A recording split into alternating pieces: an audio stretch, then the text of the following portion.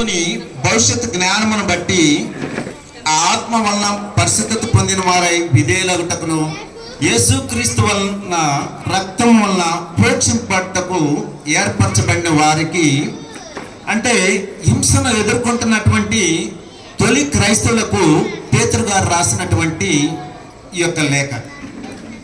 అంటే మనకు ప్రకటించబడినటువంటి స్వార్థ ఇది. అంటే సత్యానికి విధేయత చూపటం ద్వారా మనల్ని పరిశుద్ధపరచుకోవాలి, తద్వారా మనం ఒకరినొకరము నిష్కటమైనటువంటి ప్రేమను కలిగి ఉండాలి అని చెప్పి తెలియపరచబడుతుంది. హృదయపూర్వకంగా ఒకరినొకరు ప్రేమించుకుంటున్నారు. మరి అలాగనే పాడైపోయే వ్యక్తుల నుండి కాదు, కానీ నాశనమైనటువంటి జీవుల ద్వారా శాశ్వతమైనటువంటి దేవుని వాక్యం. అంటే విధేయత యొక్క శక్తి, ప్రేమ యొక్క లోతు, క్రొత్త జన్మ, ఈ దేవుని శాశ్వతమైనటువంటి వాక్యం. అంటే మెయిన్గా ఏమి చెప్తుందంటే మనము సత్యానికి విధేయత చూపమని, మరి అలాగనే మనల్ని మనము అంటే విధేయత చూపటం ద్వారా మనల్ని మనము పరిశుద్ధపరచుకోవటం ద్వారా ఒకరినొకరు నిష్కటమైనటువంటి సహోదర ప్రేమను కలిగి ఉండాలని చెప్పి వాక్యం తెలియచెప్తుంది. అయితే మనము రెండవదిగా మనం చదువుకున్నటువంటి వాక్యం ఏంటంటే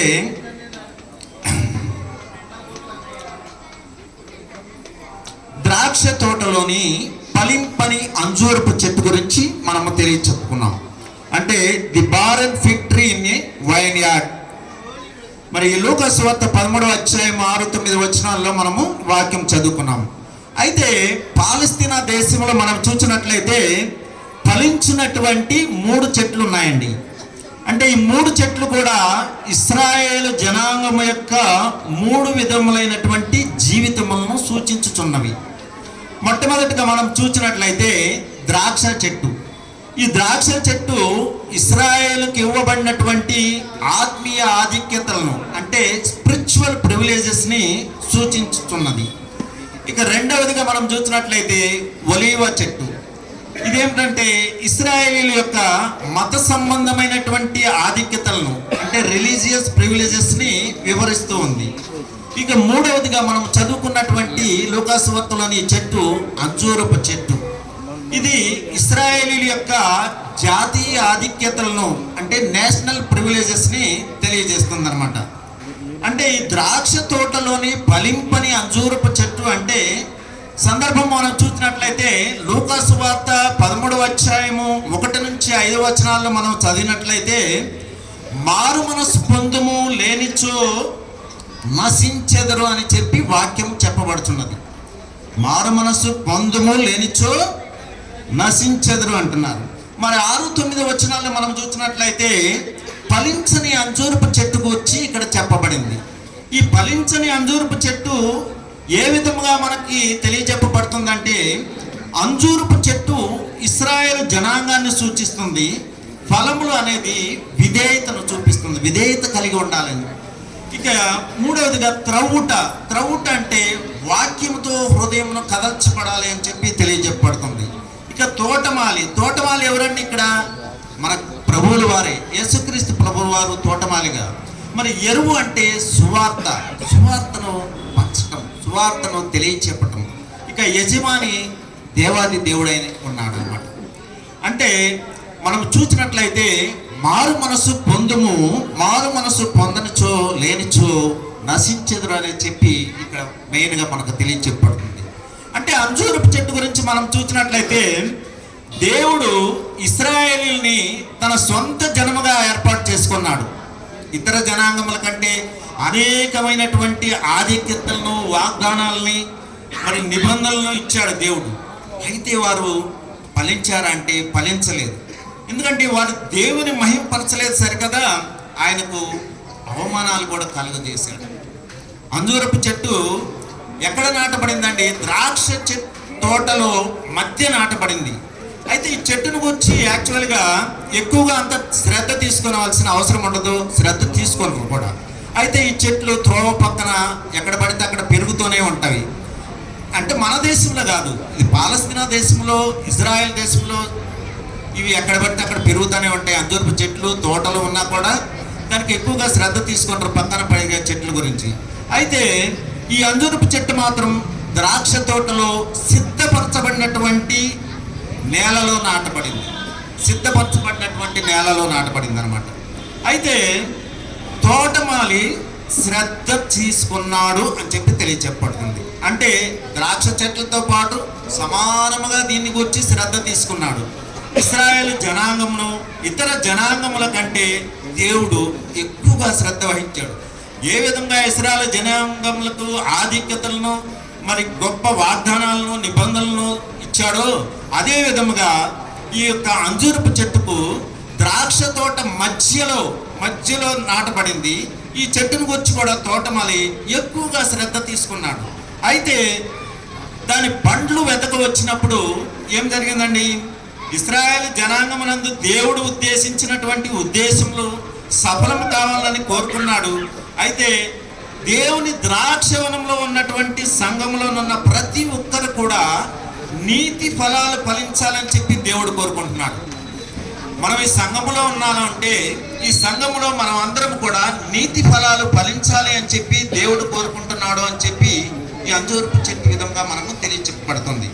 అంటే మరి దాని పండ్లు వెదకు వచ్చినప్పుడు ఏమీ దొరకలేదు అంటున్నాడు. అంటే ఇశ్రాయేలు జనాంగంలో దేవుని యొక్క ఉద్దేశములు నెరవేరినట్లుగా సువార్త వలన మేలు పొందిన వారు నిష్ఫలులై దేవునికి నిరుత్సాహం కలుగు చేసినట్లుగా తెలియచెప్పబడుతుంది. అంటే దైవాత్మకు దుఃఖము కలుగు చేసిన వారుగా ఉన్నారు. ఇశ్రాయేలు జనాంగం అందరికి కూడా దేవుని ఉద్దేశాలు నెరవేర్చమని చెబుతుంటే నెరవేర్చకుండా నిష్ఫలులైపోయారు.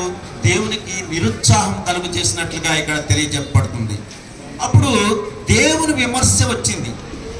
దేవుని విమర్శ ఏమంటున్నాడు? ఇదిగో 3 ఏండ్ల నుండి అంజూరపు చెట్టును పండ్లు వెదకవచ్చుచున్నాను కానీ ఏమీ దొరకలేదు. దీన్ని పెరికివేయము, దీనివలన ఈ భూమి ఎలా వ్యర్థమైపోవాలని తోటమాలతో చెప్పాను. అంటే ఈ మాటలు దేవుడు న్యాయాధిపతిగా ఏర్పరిచినటువంటి క్రీస్తుతో చెప్పుచున్నాడు. క్రీస్తుతో సహపరివారైనటువంటి స్వార్థికులతోనూ దేవుడి మాటలు చెప్పుచున్నాడు. అంటే మన యొక్క సంఘములో ఫలింపని వారు ఎవరున్నారో, అంటే ఇక్కడ ఫలింపని 3 ఏళ్ళ నుంచి చూస్తున్నాము. సంఘంలోనికి ప్రతిరోజు వస్తూ ఉన్నాము, ప్రతి ఆదివారం వస్తున్నాము, వాక్యం చదువుతున్నాము, వింటున్నాము, మరి ఇంటి దగ్గర ప్రార్థన చేసుకుంటున్నాము, ప్రతిరోజు చూస్తున్నాం, కానీ ఫలించటలేదు. అంజూరపు చెట్టుకి ఏ విధంగా ఇక్కడ ఫలములు ఫలించలేదు ఆ విధంగా కూడా మనం ఫలింపకుండా ఉన్నామేమో. ఇశ్రాయేలు జనాంగం ఫలించలేదు. మరి అయితే తోటమాలి విజ్ఞాపన చేస్తున్నాడు, అయ్యా దాని చుట్టూ త్రవ్వి ఎరువు వేయమట్టుకు ఈ సంవత్సరం కూడా ఉండనిమ్మంటున్నాడు. అంటే ఇశ్రాయేలు జనాంగము అవిధేయులైనప్పుడు వారి కొరకు విజ్ఞాపన చేశాడు ప్రభువారు.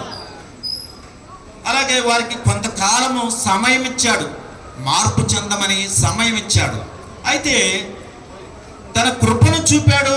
మరి బాప్తిస్మిచ్చి యోహాను కూడా పంపి మారు మనస్సు పొందమని తీర్పునికి వచ్చి కఠినమైన బోధన కూడా యోహాను గారి ద్వారా బోధింపబడ్డాడు, బాప్తిస్మిచ్చి యోహాను గారి ద్వారా.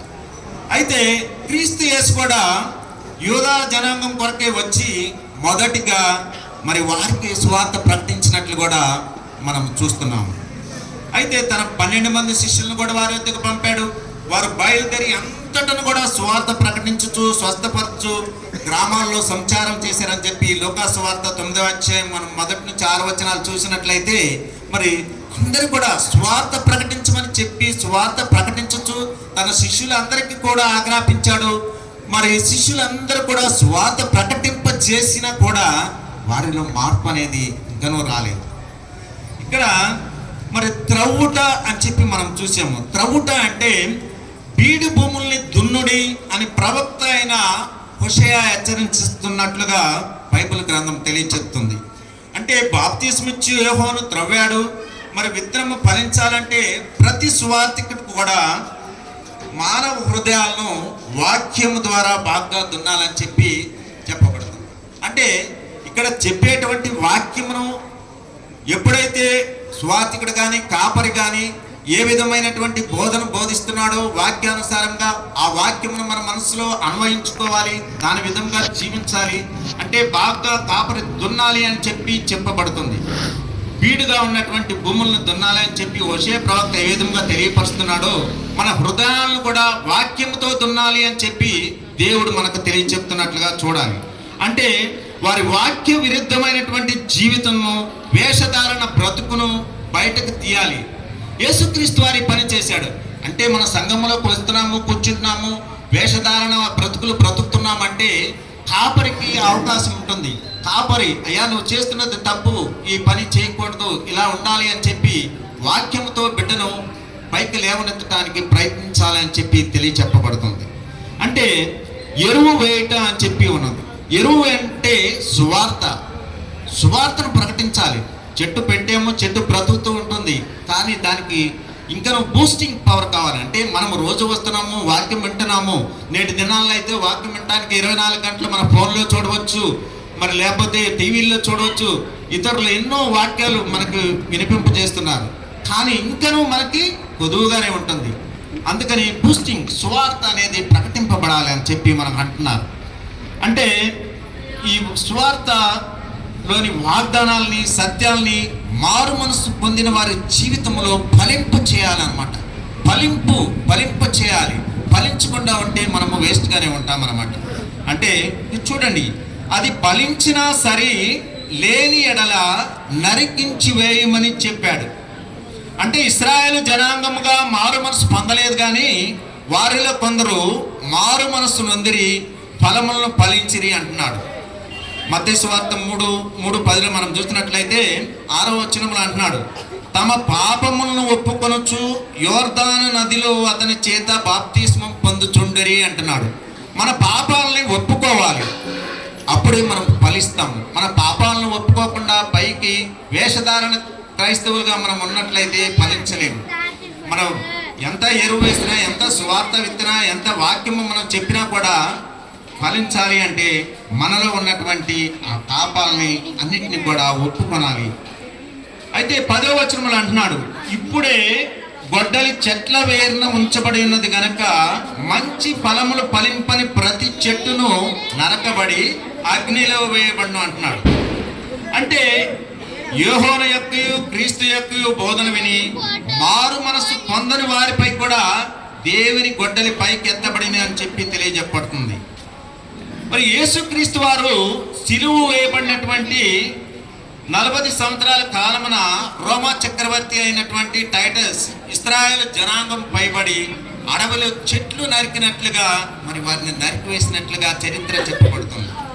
అంటే ఈ దినాల్లో మనము సువార్త వింటున్నాము, మారు మనసు పొందకుంటలేదు. మారు మనసు పొందని వారిపై దేవుని విమర్శ త్వరలో రానై ఉన్నదని చెప్పి మనం గ్రహించాలి. మనము ఊరికనే వచ్చి కూర్చుంటే కాదు, మారు మనసు పొందాలి అని చెప్పి ఇక్కడ దేవుడు తెలియచెప్తున్నాడు. అంటే మారు మనసు పొందాలి. మనం పాపంలోనే ఉన్నాము, మనకి దేవుడు ఒక అవకాశం ఇచ్చాడు. ఆ అవకాశం మనం సద్వినియోగం చేసుకోవాలి అని చెప్పి ఇక్కడ తెలియచెప్పబడుతుంది. ఒకవేళ మనము ఎంతోమంది ఈ అవకాశంను చూడలేక ఉన్నారము. ఈ సంవత్సరంలో ఈ చివరిలో మనం ఉన్నామంటే, మనము 2020లో ఒక చిన్న ఉదాహరణ ఇచ్చాడు దేవుడు. ఎందుకంటే ఇప్పటికి కూడా మనము దినములను గుర్తు తెచ్చుకున్నట్లయితే 2020లో కోవిడ్ వచ్చినప్పుడు మరి ఎవరము కూడా లేము. తల్లిదండ్రులు, భార్య భర్తలు, పిల్లలు ఎవరు ఎక్కడున్నామో భయపడుతూ జీవించాము. అది చిన్న ఎగ్జాంపులే దేవుడు ఇచ్చాడు మనకి. ఒకవేళ అలాంటి సందర్భంలో కూడా మనము బ్రతికి ఇప్పుడు ఇక్కడ దేవుని స్తుతించడానికి మనం అందరం ఇక్కడ కూడినామంటే అది దేవుడు మన అందరికి ఇచ్చినటువంటి భాగ్యముగా ఎంచాలి. దేవునిలో దాచబడాలి, దేవునిలో ఫలించాలి. మరి ఆ విధంగా ఫలించాలి అంటే ఇప్పుడు ఏ విధంగా ఉంటున్నాడంటే దేవుడు ఏమో ఒక హెచ్చరిక చేస్తున్నాడు. జెఫన్యా గ్రంథంలో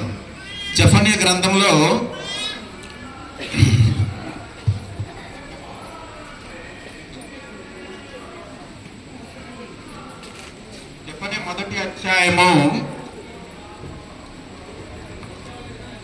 2వ వచనం చూడండి. ఏమీ విడవకుండా భూమి మీద ఉన్న సమస్తమును నేను ఊడ్చివేసేదను, ఇదే యెహోవా. ఒకవేళ మనము మారు మనస్సు పొందని వారమైతే మనం ఏమంటున్నాడు, ఏమీ విడిపడకుండా కింద చూడండి, మనుష్యులనేమి పశువులనేమి నేను ఊడ్చివేసేదను అంటున్నాడు. ఎవరిని వదిలిపెట్టను అంటున్నాడు. మరి అప్పుడు మనం వదిలిపెట్టి మనం ఈ విధంగా ఉన్నామంటే మనం దేవునికి కృతజ్ఞతాస్తుతులు చెల్లించుకోవాలి. హల్లెలూయా. మనందరం కూడా, ఎందుకంటే మనం ఎంత భాగ్యమో మనకిచ్చాడు దేవుడు.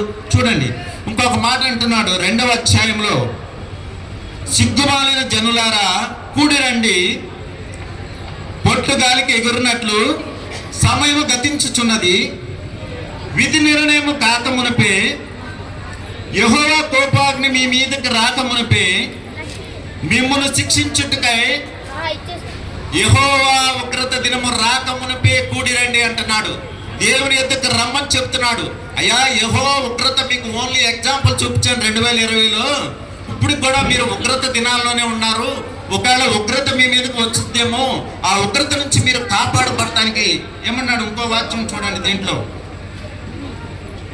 3వ వచనం, దేశములో సాత్వికులై ఆయన న్యాయ విధులను అనుసరించు సమస్త దీనులారా యెహోవాను వెతుకుడి. మీరు వెతికి వినయము గలవారై నీతిని అనుసరించిన ఎడల ఒకవేళ ఆయన ఉగ్రత దినమున మీరు దాచబడుదురు. చూడండి, ఒకవేళ ఉగ్రత దినము వచ్చిందే అనుకోండి, ఇప్పుడు కోవిడ్లో మనం చిన్న ఎగ్జాంపులే చూపించాడు దేవుడు. ఒకవేళ రాబో ఉగ్రత దినము నుంచి మనం దాచబడాలంటే ఏం చేయాలంటున్నాడండి? ఇక్కడ ఏమన్నాడు? సాత్వికులై ఆయన న్యాయ విధులను అనుసరించమంటున్నాడు. సాత్వికులై మనము దేవుని యొక్క న్యాయ విధులను అనుసరించినట్లయితే, మారు మనసు పొంది దేవుని వాక్యానుసారంగా మనము జీవించినట్లయితే ఒకవేళ దాచబడదు మేము దేవుని ఉగ్రత దినము నుంచి సమయం గతించిపోవచ్చున్నది అంటున్నాడు. చూడండి, సిగ్గుమాలిన జనులారా కూడిరండి, పొట్టు గాలికి ఎగురినట్లు సమయం గతించుచున్నది, సమయం గతించిపోతున్నది. ఇంకా కొద్ది క్షణాలు అయితే మనము 2025వ సంవత్సరానికి అడుగు పెట్టబోతున్నాము. మరి గడిచిన సంవత్సర కాలం అంతా కూడా మనల్ని దేవుడు కాచి కాపాడాడంటే, మనం ఆ ఉగ్రత దినం నుంచి తప్పించుకోవాలి అంటే, దాచబడాలి అంటే ఏం చేయాలండి? మనం సాత్వికులై ఆయన న్యాయ విధుల్ని అనుసరించాలి. దేవుడు చూడండి మనకి ఎంత అవకాశం ఇస్తున్నాడు. మరి 2020లో చనిపోయిన వారందరూ కూడా మరి దాచబడలేదా అంటే, వాళ్ళు కూడా దాచబడ్డారు.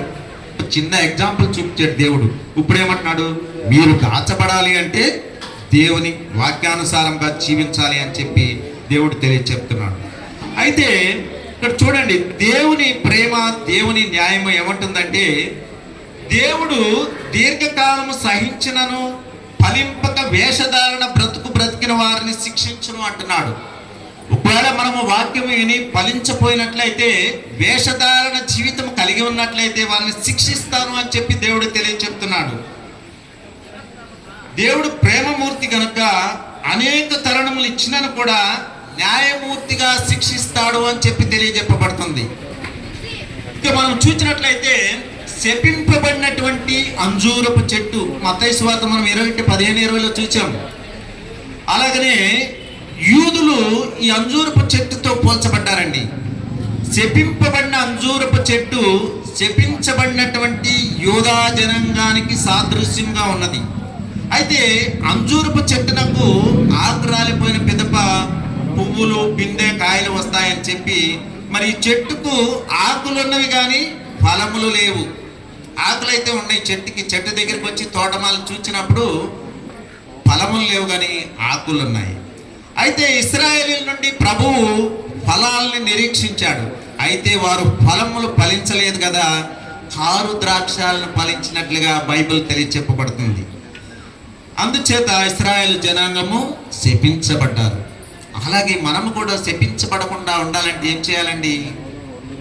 ఫలించాలి. మారు మనసు పొంది వాక్యానుసారంగా వాక్యములో ఫలించాలి. అప్పుడే మనము కారు ద్రాక్షాలు ఫలించాలి. అక్కడ కారు ద్రాక్షాలు ఫలించలేదు. చూడండి, అయితే ఈ ఫలింపని అంజూరపు చెట్టు, ద్రాక్ష తోటలో ఉన్నటువంటి అంజూరపు చెట్టు ఈ ఉపమానంలో ఇశ్రాయేలును గురించి మరి ఒక పాఠం ఉంది. ద్రాక్ష తోట యొక్కయు అంజూరపు చెట్టు యొక్కయు హక్కుదారుడు ఎవరంటే దేవుడే. ఆయన శరీరధారి అయినటువంటి క్రీస్తుగా ఈ లోకంలోనికి వచ్చి 3 సంవత్సరాల పరిచర్యలో యూదా జనాంగము నుండి ఫలములు ఆశించాడు, ఫలముల కోసం నిరీక్షించాడు. మరి ఎన్నో అవకాశాలు ఇచ్చాడు, ఆయనను కూడా వారు ఫలాలు ఫలించలేదు. అందుచేత ఆ చెట్టును నరికి మరి ద్రాక్ష తోట అయినటువంటి వాగ్దాన దేశము నుండి వారిని అన్య దేశంలోనికి చెదరగొట్టినట్టుగా బైబిల్ గ్రంథం తెలియజెప్పబడుతుంది. ఎందుకంటే వారు ఫలించలేదు. ఇప్పటికి చూసినట్లయితే ఇశ్రాయేలు దేశంలో ఉన్నటువంటి యూదులు ప్రపంచం మొత్తం కూడా విస్తరింపబడి ఉన్నారు, వివిధ దేశాల్లో జీవిస్తున్నారు. ఇప్పటికి కూడా మనం యుద్ధం జరుగుతున్నది ఆ దేశంలో, అయినను కూడా దేశంలో పూర్తిగా యూదులు లేరు. యూదా జనాంగం అంతా కూడా ప్రపంచ దేశాలకు వెళ్ళిపోయారు. అయితే చిగురించిన అంజూరపు చెట్టు అని చెప్పి తెలియజెప్పబడుతుంది.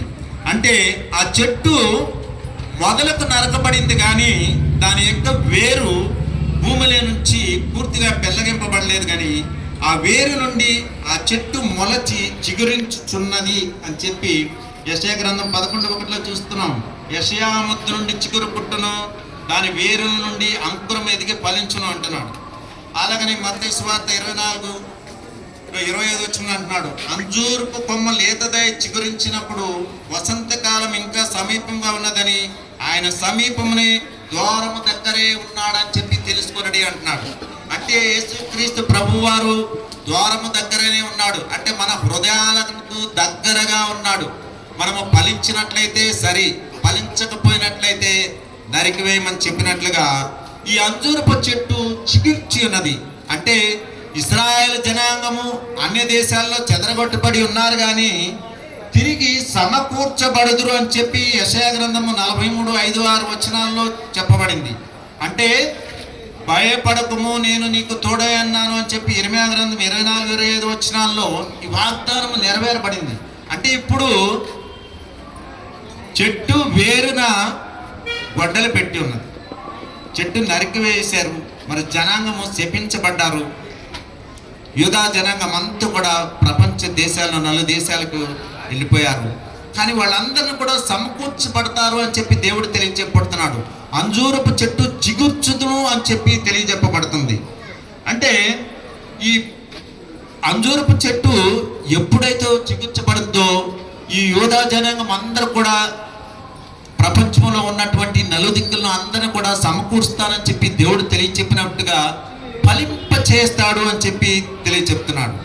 అంటే దేవుని వాక్యం ఏం చెప్తుందంటే, ఒకవేళ మనము పాపము చేసినని కూడా ఆ పాపమును ఒప్పుకొనపోయినట్లయితే మనం వేస్ట్. కానీ ఏమంటున్నాడు దేవుడు, మనం మరణించాలని చెప్పి ఫలించకూడదని చెప్పి తెలియచేట్లా. యెహెజ్కేలు గ్రంథం 33:11 మనం చూసినట్లయితే, దుర్మార్గుడు మరణము నొందుట వల్ల నాకు సంతోషం లేదు, దుర్మార్గుడు తన దుర్మార్గత నుండి మరలి బ్రతుకుట వల్ల నాకు సంతోషం అంటున్నాడు దేవుడు. అంటే మనం పాపము చేసి ఉండి ఆ పాపములని మరణించినట్లయితే మనకి దేవునికి సంతోషం లేదు. మనం ఆ పాపమును దేవుని యొద్ద ఒప్పుకొని ఫలించినట్లయితే దేవునికి సంతోషం కలుగుతుందని దేవుడు ఇక్కడ తెలియచెప్తున్నాడు. అంటే దేవుని వాక్యము మన క్రైస్తవ జీవితాలకు పునాది అయిన ఉన్నది. మరి దాని మీదనే ప్రతి ఒక్క జీవితం కట్టబడాలని చెప్పి దేవుడు తెలియచెప్పబడుతున్నాడు. అంటే మరి క్రీస్తు పూర్వము 586 సంవత్సరంలో మనం చూసినట్లయితే నెబుకద్నెజర్ రాజు యెరూషలేము గోడలన్నింటిని కూడా నేలమట్టం చేసి ఇశ్రాయేలీయుల యొక్క జనాంగాన్ని చెరగా కొనిపోయాడు. అయితే దాదాపు 70 సంవత్సరాల తర్వాత నెహెమ్యా నాయకత్వంలో కోరెష్ రాజు ఏలుబడిలో ఇశ్రాయేలీయులు వారి స్వదేశానికి తిరిగి వచ్చి పతనమైనటువంటి కాల్చబడినటువంటి యెరూషలేము గోడలను మహా అద్భుతముగా 52 దినాల్లోనే వారు కట్టారు. ఈ సందర్భంగా వారు ఏం చేశారంటే, ఒక నూతన జీవితం వారి స్వదేశంలో ప్రారంభిస్తూ నిబంధనలను కట్టడలను ఆచరించుదామని శపథము పూని ప్రమాణం చేసినట్లుగా బైబిల్ గ్రంథం తెలియచెప్పబడుతుంది. నెహెమ్యా గ్రంథము 10:28 మనం చూసినట్లయితే, దేవుని దాసుడైన మోషే ద్వారా నియమించబడినటువంటి దేవుని ధర్మశాస్త్రమును అనుసరించి నడుచుకొనుచు మన ప్రభువు అయిన యెహోవా నిబంధనలను కట్టడలను ఆచరించుదమని శపథము పూని ప్రమాణము చేయుటకు కూడిరి. చూడండి, ఒకవేళ మనము ఇప్పటి వరకు మన సంవత్సరం అంతా గడిచిపోతుంది, క్రొత్త సంవత్సరంలోకి వెళ్ళబోతున్నాము. ఇప్పటికైనా మనకు సమయం ఉన్నది. ఈ సమయంలో దేవుడు ఏమంటున్నాడంటే, ఒక ప్రమాణము ఆయన ధర్మశాస్త్రమును అనుసరించి మరి ఆ కట్టడలను మనము నిబంధనలను ఆచరిస్తామని చెప్పి ఏ విధముగా అటువంటి జనాంగం అక్కడ శపథము పూని ప్రమాణం చేశారో ఆ విధముగా మనకు కూడా దేవుడు అవకాశం ఇస్తున్నాడు. మనము కూడా ఒక నిర్ణయం తీసుకోవాలన్నమాట. మనము కూడా ఒక శపథం చేసుకోవాలి. ఆ ఆ శబ్దము వారి జీవితాల్లో నిరాకరించడం బట్టి మరి 70 సంవత్సరాలు బానిస బ్రతుకును అనుభవించి వెట్టి చాకరీ చేసినట్లుగా మనం దేవుడు చెప్తున్నాడు. అయితే మనం ఒక్కటి అంజూరపు చెట్టు గురించి మనం ఇప్పటిదాకా చూసుకున్నాం. అంటే మన క్రియల ద్వారా ప్రేమ చూపించాలి. మన క్రియల ద్వారా మారు మనసుకు తగినటువంటి ఫలాలు ఫలించాలి అని చెప్పి దేవుడు చెప్తున్నాడు. 9వ వచనం లూకాసు సువార్త 3వ అధ్యాయం 9వ వచనం అంటున్నాడు, ఇప్పుడే గొడ్డలి చెట్టు వేరున ఉంచబడినది కనుక మంచి ఫలములు ఫలించని ప్రతి చెట్టు నరకబడి అగ్నిలో వేయబడును అంటున్నారు. అంటే ఫలములు లేని వారు దేవుని యొక్క రాజ్యానికి వారసులు కారని, ఫలములతో నింపబడిన చెట్ల దగ్గర ఏముండాలి అంటున్నాడు దేవుడు? గంపలు ఉండాలని చెప్పి కోరుకుంటున్నాడు. గంపలు ఉండాలి కానీ గొడ్డలి కాదు అంటున్నాడు. అంటే వాక్యములో చెట్టు వేరున ఉంచబడినది కానీ మరి నీళ్ళ నుండి ఆ ఫలాల్ని ఆశిస్తున్నాడు దేవుడు. ఆ ఫలాల్ని ఫలించని ఇవ్వని వానిగా ఉండినట్లయితే చూడండి, రైతు ఎంతో ఎదురు చూస్తూ కనిపెట్టుకుని ఉంటాడు. ఓర్పుతో సహనముతో ఎరువులు వేసి నీరు పోసి మరి చెట్టును పెంచుతూ ఉన్నాడు కానీ ఆ చెట్టుకు రక్షణ కల్పిస్తున్నాడు కానీ మరి ఫలించట్లేదు. ఫలించాలి అని చెప్పి మనం కోరుకోవాలి. ప్రభు సంఘములో మరి నిన్ను ఒక మొక్కగా నాటాడు. మనం ఈ సంఘంలో ఉన్నా అంటే మీరు ఒక మొక్కగా నాటబడ్డారు ఈ సంఘములో అని చెప్పి మీరు గుర్తెరగాలి. కాబట్టి మరి ఇప్పటి వరకు కూడా గడిచిన సంవత్సరాల నుంచి మీ యొక్క జీవితంలో మీ యొక్క వయసును మీరు గుర్తించుకున్నట్టయితే 20 సంవత్సరాలు, 22, 30, 40 ఏ విధంగా మీ యొక్క వయసును బట్టి దేవుడు కాపాడి మరి ఈ సంఘములో మిమ్మల్ని ఒక మొక్కగా నాటాడు అంటే మరి నిన్ను కాపాడుతూనే ఉన్నాడు. మ్రానుగా పెరుగు వరకు కాపాడుతున్నాడు. కానీ నీవు ఫలింపులేని దానిగా ఉన్నావేమో ఒక్కసారి వెనుకకు తిరిగి ఆలోచించుకోండి. మనము ఫలింపాలని చెప్పి దేవుడు కోరుకుంటున్నాడు కానీ మనం ఫలింపకుండా ఉంటున్నామేమో ఆలోచించాలి. దేవుడు తన కార్యాలు జరిగిస్తూనే ఉన్నాడు. కాబట్టి నీ జీవితంలో నీ దేవుణ్ణి ఏమిస్తున్నావు అని చెప్పి ఒకవేళ మొక్కుబడి చేయకపోతే నీలో ఫలాలు లేనట్లే. దేవునికి మొక్కుబడి చేసుకోవాలి. మనం మొక్కుబడి చేసుకున్నట్లయితే ఏమంటున్నాడు? గంపలో ఫలాలు ఉండాలి, గంపలో ఫలాలు కనబడాలంటున్నాడు. సంవత్సరానికి 12 నెలల్లో 12 నెలలు ఒక్కొక్క నెల ఒక్కొక్క గంప ఫలాలు నింపబడాలి. అప్పుడే మన యొక్క జీవితంలో నెలకొక్కసారి గంపబడాలి. మనం మొక్కుబడులు దేవునితో పెట్టుకోవాలి. అయ్యా ఫలించే ఫలములుగా నా యొక్క జీవితం ఎదగబడాలని చెప్పి దేవునితో మొరపెట్టుకోవాలి. ఆ తోటలో అప్పుడు నీవు నిండు వృద్ధాప్యం వరకు, అంటే ఈ సంఘములో ఇప్పటి వరకు నీ యొక్క సంవత్సరాలు ఏ విధంగా నువ్వు కాపాడబడి మొక్కగా రానుగా ఎదగబడ్డావో మరి నీ యొక్క వృద్ధాప్యం వరకు కూడా నువ్వు ఫలాలు ఫలించినట్లయితే వృద్ధాప్యం వరకు నిన్ను కాపాడబడతాడు అని చెప్పి దేవుడు చెప్తున్నాడు. ప్రకటన గ్రంథం 22:2వ వచనంలో మనం చూసినట్లయితే ఆ నది యొక్క ఈవలను ఆవలను జీవవృక్షం ఉండెను, అది నెలకు ఫలించు 12 కాపులు కాయను అంటున్నాడు.